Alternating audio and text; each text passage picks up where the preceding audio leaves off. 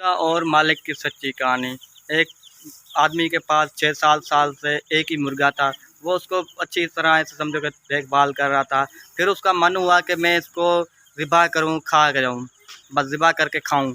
तो उसने कहा कि ऐसे ही तरह ज़िबा करता हूं कि इसकी गलती भी हो और अल्लाह से शिकायत भी ना करे, जैसे कि मैं गलत इंसान भी ना दिखाई दूँ।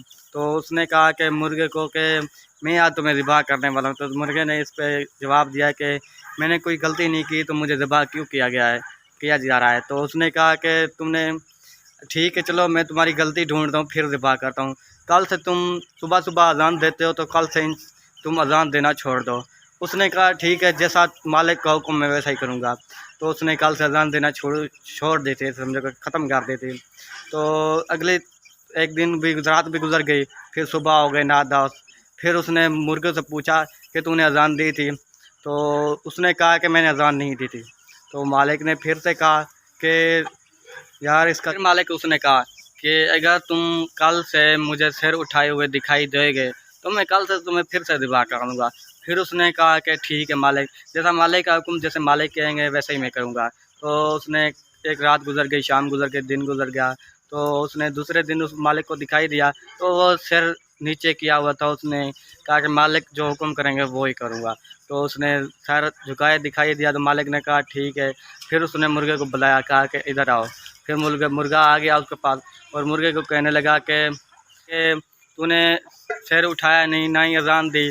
अगर तुमने कल से ना ये जो बार बार वो पर मार रहा था, सिर तो नीचे किया हुआ था, बार बार पर मार रहा था, उड़ रहा था।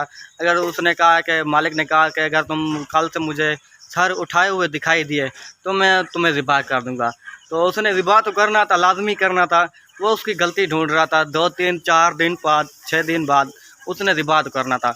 तो उसने ऐसा किया, ठीक है चलो मालिक आज जैसा हुक्म करेंगे मैं वैसा ही करूँगा, कल से मैं सिर नहीं उठाऊँगा, पैरों से फिटकाटी नहीं मारूँगा। तो उसने कहा ठीक है, मैं देखता हूँ कब तक तुम अपनी गलती को छुपाते हो, ठीक है।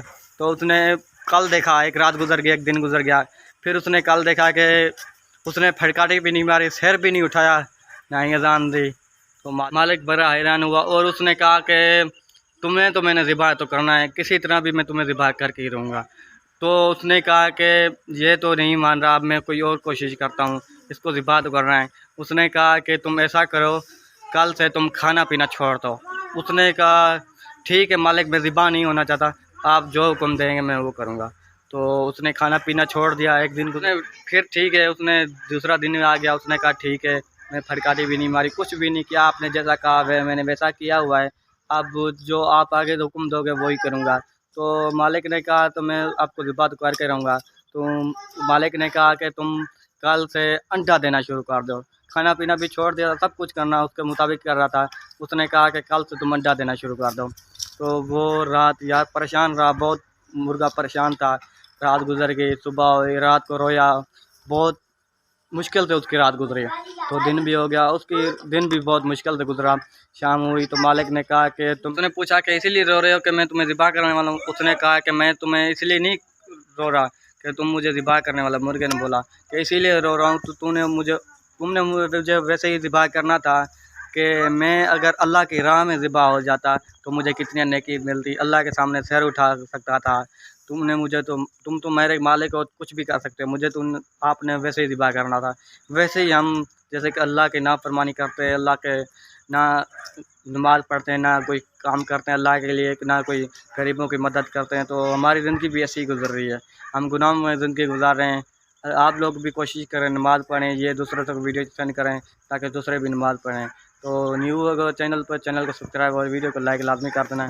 कमेंट में अपनी प्यारी राय लाज़मी बताएँ। शुक्रिया।